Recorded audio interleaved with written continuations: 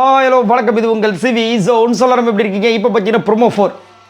சரி, எப்பயுமே ஞாயிற்றுக்கிழமை இந்த டைமில் மட்டும் தான் தூங்குறது. வாரத்தில் எப்பயுமே வந்துட்டு இந்த டைம்லாம் வந்து வீக் டேஸில் நிறைய வீடியோஸில் வரும், தூங்குறது கிடையாது. அதனால் நம்பி இவங்க 4வது ப்ரோமோ போட மாட்டாங்க, எல்லாமே முடிஞ்சு போச்சு, நம்பி போய் தூங்குன நேரத்தில் போட்டு விட்டாங்க. நல்ல விஷயம். அது கூட நம்ம சப்ஸ்கிரைபரில் இருக்கிற சிவேந்திர சொல்லும்போது தான் எனக்கே தெரிஞ்சு. அப்படியே கமெண்ட்ஸ் எந்திரிச்சவனு என்ன கமெண்ட் வருதுன்னு பார்க்கும்போது ப்ரோமோ 4 கூட இருந்தேன். ரைட், இப்போ ஒரு சூப்பரான தரமான சம்பவம் நடந்திருக்கு. அரோரா உங்களுக்கே தெரியும். இதுக்கு முன்னாடி இதே மாதிரி அரோரா வந்து ஒரு சில விஷயங்கள் ஆதரவை பற்றி கமருதன்கிட்ட சொல்லும்போது ஞாபகம் இருக்குங்களா, ஒரு சண்டை வெடிச்சுது. அப்போ கூட விஜய் சேதுபதி வந்து கலாச்சாரம் பாருங்க. அதே மாதிரி இந்த வாட்டியும் வந்து நம்ம அரோரா வந்து ஒரு நல்ல வேலை பண்ணியிருக்காங்க.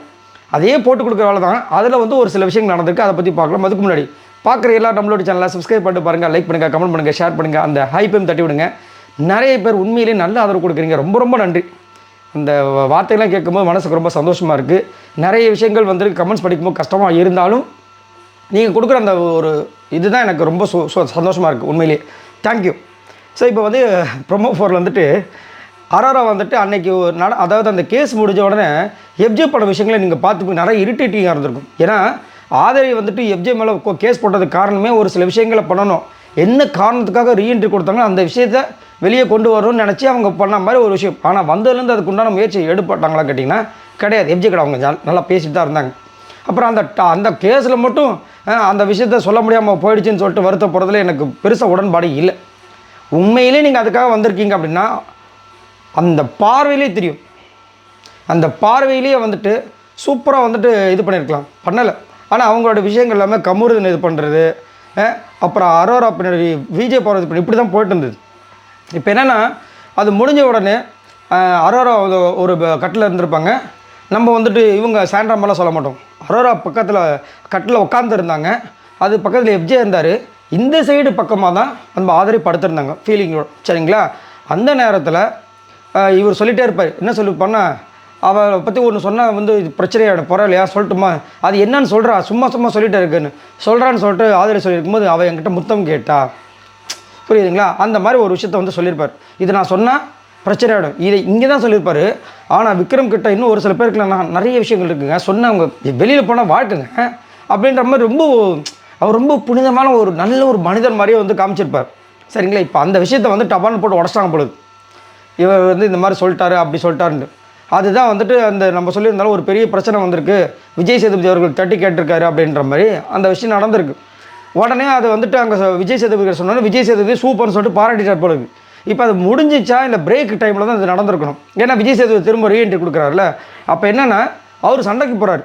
என்னென்னா அதாவது அரோரா கிட்ட சண்டை போட்டிருக்கார் பொழுது. அப்போ அரோரா வந்து நீ தான்டா இப்போ என்கிட்ட சண்டை போட்ட அப்படின்னும் போது வந்துட்டு எஃப்ஜே என்ன சொல்கிறாருன்னா, நான் வந்துட்டு அன்றைக்கே சொல்லிட்டேன் தப்புன்னு, ஆனால் நீ என்ன இப்போ சொல்ல ட்ரை பண்ணுறேன்னா என்னமோ வந்துட்டு ஆதிரை பற்றி எனக்கு 10 விஷயம் தெரியும், நான் சொன்னால் அவளோட கேரியரே க்ளோஸுன்ற மாதிரிலாம் நீ வந்துட்டு பேசுனேன் அப்படின்ற மாதிரி வந்துட்டு அவர் வந்து கத்திட்டுருக்கார்.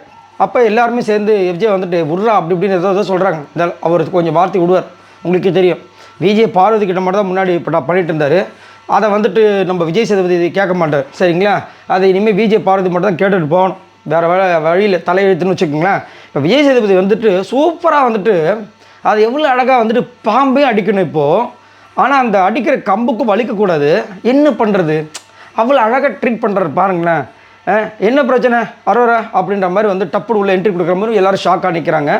அப்போ வந்துட்டு எஃப்ஜே கேட்குறாரு, என்கிட்ட அரோரா என்ன பேசணும் என்ன பேசக்கூட சொல்கிறதுக்கு நீங்கள் யார் அப்படின்னு கேட்டுட்டு எப்படி நீங்கள் அந்த முடிவு பண்ணலான்னு சொல்லிட்டு இவங்க சொல்லாத, அதாவது இவங்க சப்போஸ் இந்த விஷயத்த சொல்லலைன்னா அதுதான் அது உங்களுக்கு பெரிய மைனஸாக போயிருக்கும். எஃப்ஜே அதை புரிஞ்சுக்குங்க. அவங்க சொல்லலைன்னா அது அப்படியே வேறு மாதிரி போயிருக்கும், அதனால் புரிஞ்சுக்குங்க.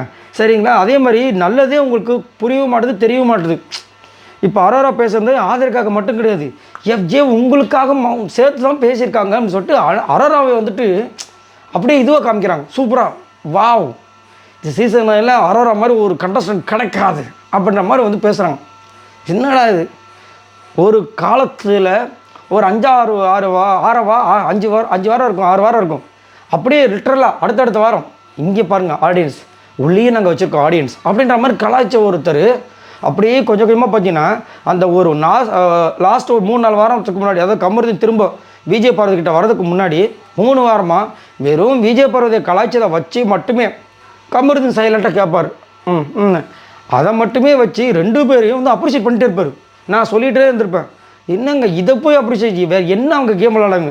இதை பிக் பாஸுமே வந்துட்டு நல்லா வந்துட்டு இப்போது சூப்பராக விளையாட ஆரம்பிச்சிட்டிங்க அரோரா வாழ்த்துக்களும் அப்படின்னு ஒன்று என்னடா அது உண்மை புரியல. ஒரு பொண்ணு வந்துட்டு அந்த பொண்ணு இல்லாத நேரத்தில் கலாய்க்கிறாங்க.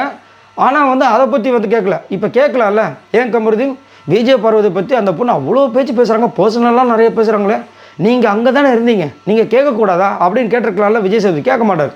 ஏன்னா அவங்களோட மைண்டுக்குள்ளே வந்துட்டு கமருதீன் விஜய் பார்வதி இந்த இப்போ புதுசாக லிஸ்ட்டில் வந்து அமித் கானா உனத்து அவங்களாம் வந்துட்டு வேறு லிஸ்ட்டில் சேர்ந்துட்டாங்க. இவங்கெல்லாம் வந்து நல்லவர்கள், இவங்கெல்லாம் வந்து கெட்டவர்கள் நம்ம ட்ரீட் பண்ணுறாங்களான்னு தெரியல. இந்த மாதிரி வந்து பண்ணி வச்சுருக்காங்க.